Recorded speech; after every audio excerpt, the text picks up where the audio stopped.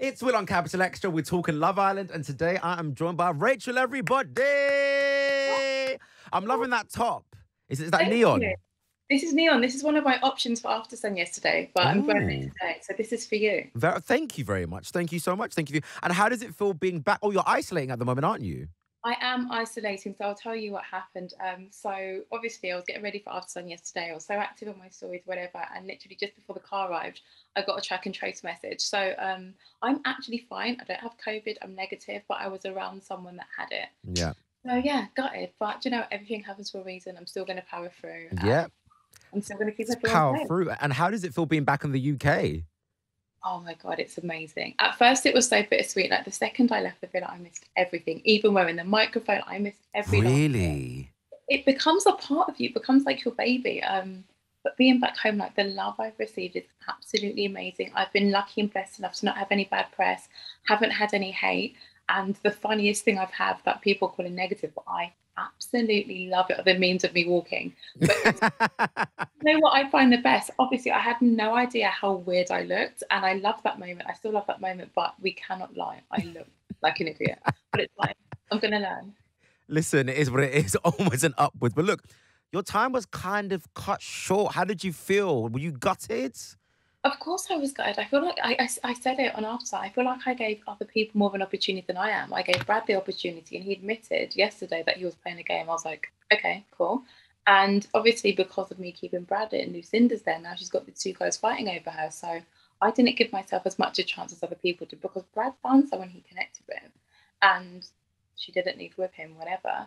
But now Lucinda's in there, and she's got two potential guys she can work with. And Yeah. I think Aaron personally is an amazing guy. So yeah, I'm just gutted that I didn't give myself as much as opportunity that I feel like I gave everyone else.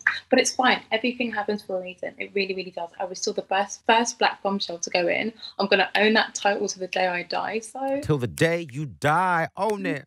Own it. no, It's click. yeah, Own it. yeah. But look, obviously gosh, you saved Brad. Do you regret choosing Brad over Chuggs?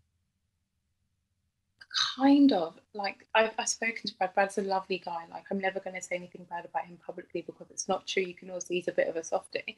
And when he said last night he was playing a game, I thought you can't be mad at him because that's what you're meant to do. You are Mm. yes, you're meant to find love, but it's still a game. You've got to game in the process. I do feel like if I did pick Chugs, he would have at least made more of an effort to see if it could go somewhere. Literally the day after, I think it was couples and things looked absolutely amazing. But that breakfast was so awkward. Like literally the next day, things fizzled out. I was a What do you placeholder, mean the breakfast was so awkward?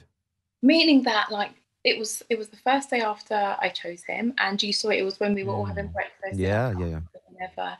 And he literally was like, "Yeah, but you should get to know other people." And I was like, "Ah, okay." But at that point, did you not feel a bit used? Of course I did. And you know what's so funny? That was the only time I genuinely was upset over Brad. The rest of the time you saw me upset on the show or crying, it's because I knew I had no place. I hadn't grafted enough. There were days where the girls weren't talking to me because they felt like I was going for their guys, because I was then trying to like find my place by pursuing someone else, but then it just didn't feel natural. So there were days where I did feel lonely, and I kept saying in the beach hut, I feel like there's a complete puzzle and I'm this additional piece. Like I do have some use, but right now I just don't have a fit. And And do you genuinely feel like there wasn't really a guy in there for you then? Why did you feel lonely? Open up, explain that. okay, so the reason I felt lonely is because on the day to day, like you wake up in the morning in bed with a guy, like you're either in a friendship couple or you're in a relationship. So there's something there. You're excited to wake up to them. You can talk, you can laugh, whatever. Brad and I slept back to back. We never spoke in the morning. Like every now and then, and I promise you, even one thing he said to me was like, "We sleep so far apart, you can feel the aircon like pass through." And I was like, okay, like great conversation. And then obviously the girls were absolutely amazing throughout. But when I was starting to feel vulnerable, I was like, okay, Rachel, you are the bombshell. You came in with all this sash. You're not being who you are because you're so weak and emotional. Time to like step your game up. And when Mm. I did, the girls weren't happy that I was pursuing some of their guys. And Who wasn't happy? Faye, Hmm. but don't read into that too much. Faye was my girl. She was advising me. She was like, Rachel, you've got a good life at back home. It doesn't matter if you go home. you love your friends. You've always said the basic of you coming here to find someone so they can fit into your friendship group. So you shouldn't go against your friends. So she was doing it in a friendly way. Yeah. But so the line of booty challenge, I don't know if anyone knows, I was the only girl wearing sunglasses in the challenge. And that was because I've been crying so much before, because I thought, wow, like I literally see my time here coming to an end. And yeah, like that just shows that I was never crying about Brad. It was the one time, and I just felt so out of place, because I'm very logical. I've watched this show for years. Yeah. I know if you don't have a best friend in it, if you don't have a guy you're going, and I had neither of those things. So I was just kind of riding the wave till I left. And the last 2 days when I accepted it, there were days where I was sat by myself. Really? Yeah, because I thought I'm not going to graft a friendship, and I'm not going to Hold on. So would you say that Faye got a bit competitive with the whole Teddy stuff then? So why do you feel like things between you and Faye kind of went a bit sour-ish? So they didn't actually go sour. So when she was giving me the advice, it was very, very tough, but she did it from a good place. I'm not going to say anything bad about Faye, because Faye literally was my best girl in there. Faye, and I'd do anything for them. It was just, I think I was just feeling so vulnerable at the time. I heard it the wrong way. Okay. Than advice, because emotions are so heightened, and she was actually doing me a favor, and she did make me stay true to myself, because if I came in there and I had a nice relationship with the guys, why am I going to start putting it on and forcing something that wasn't natural, because it would have happened in the first place? So that's what I meant. I'm not going to graft friendship, like a forced friendship, because I already had those, and I'm not going to graft a guy that I didn't think was for me. So I accepted my fate, and I honestly just enjoyed my last few days in the villa. You saw I dressed up more, like I had more fun, and some of that wasn't aired, but I was in a really good place when I left, and I was actually happy for Faye and Teddy. I really, really was. That's good. But look, now you're out, has your head turned? Are you looking for love? What's the deal? I thought I'd come out to like a ton of DMs and like all my celebrity crushes just following me. I've seen you, like I was looking for you, and now I found you. I want you back. The DMs are like from like clothes of like 16-year-old boys. Bye. Really, bye. Like, and I'm like, oh, like this isn't it. This isn't what I wanted. But I am excited to date. I feel like I've gotten a lot more confidence in terms of dating. No dates lined up at the moment. People are slacking. I think people are actually scared to approach me now. Really? Yeah, like even in the street, I get a lot of people approach me, but it's always guys. You see the guys just they're like staring like this, or they get their phone out. And the guys are scared to talk to me. I don't know if it's because they think I'm like scary, if they think I'm gonna like chop their heads. I don't know what it is, but like, guys approach me. So you are looking for love. You are looking for. I genuinely in there for love. I mean, like a lot of the people that went in there, they started with a big following. They had the influencer background. I wasn't going in there to be an influencer. I was going in there to find someone that I could keep married, but shit happens. Now, obviously, you say you are looking for love, but there is someone, while you were in the villa, this person was really supporting you. Sideman. I know. Influencer, broadcaster. He's been supporting you in there. He even said, he's going to be waiting for you at the airport. This guy's loving you off. And I noticed that when you did come out, you and Sideman were on. Did you have dinner together? Were you at the Shards? Yeah. So it was so funny. So I don't get my phone till I land, and I just saw all the hype. And I mean, of course, I knew Sideman before I went. Like, who doesn't? And then I saw just my face all over his page in these different videos, and I said, "What is going on here?" I think it's the most flattered I've ever been in my life. So you're a bit of a fan of Sideman, then, aren't you? Oh God, of course. I mean, he's iconic. Forget that he's this amazing comedian. He's got such a good heart. He's got such a good brain. The guy is iconic. I respect everything he's done for himself outside of being this public figure.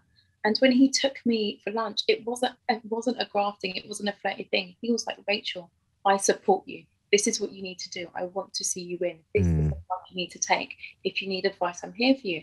And we had such a laugh. He's a lovely. It wasn't a date. But I can tell you this much, I admire him so much, so much. There's more to that guy than meets the eye, and those who know how amazing of a human he is are so lucky and so blessed. And I cannot believe he chose me as someone to open up to and get to know the real David, because he's not just Sideman, he's David, and he's an amazing guy. He really, really is. Well, you never know what could happen in the future, Rachel. You never know. I have to say, David's not my type on paper, but he will be one of my besties. Okay, so you friend zoned him like that. I did friend zone him. Oh man! I did, but listen, I'm here. We can be on this journey together. We can both find the love of our lives together. We can double date. It's going to be fantastic. He can hook you up with his friends. I mean, well, he hasn't introduced me yet, so he's slacking on that level. I haven't done that yet. I'm waiting for that to happen. I'm still hoping Jack Grealish is going to slide into my DMs, but who knows? Honestly, who knows? Fingers crossed. But look, one thing I've noticed, is that whenever black women go into Love Island, there's this whole discussion about hair, weaves, how's the weave looking, the parting, everything. And another discussion arose this year, and it was about Kaz wearing a bonnet. Yeah. Sleep. Now, people were like, well, why isn't Rachel wearing it? Oh, really? Have you heard about this discussion? And how do you feel about that? And do you feel like you were under pressure a bit when it came to your hair when you went in? Not at all. I'll tell you this much. I've only had a few comments about my hair, but I genuinely, honestly, you go in Love Island, tough skin. You either let the comments get you or don't. I literally don't care. I have an amazing hairdresser. My hair was done in April and it looks like it was done not that long ago.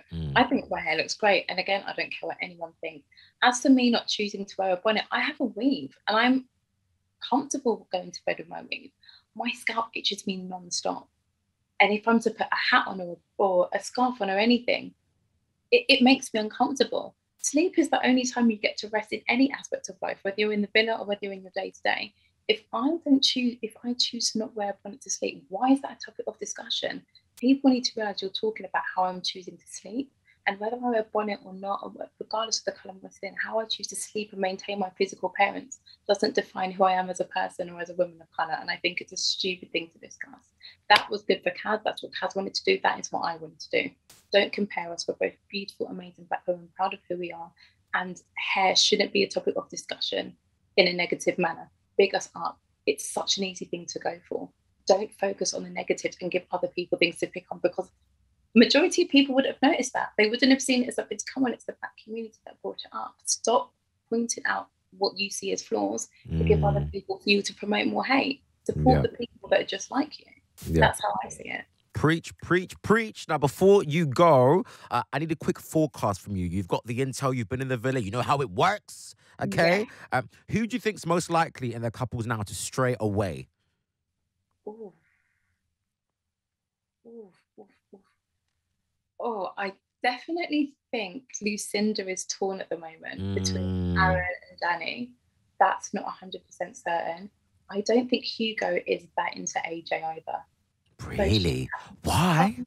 Oh my God, like I think, I don't know if it's because he was just gutted Sharon left, but he didn't seem to enjoy being around her. He wasn't close lovey-dovey with her until that challenge where they were forced to be in close contact. I don't know, I could be reading it wrong, because it's better when you read stuff on the inside, and I know not everyone gets the opportunity.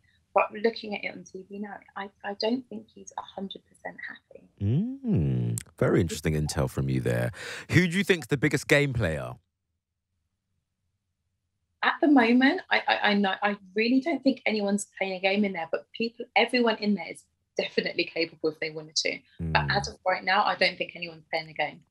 Cool. Who could win?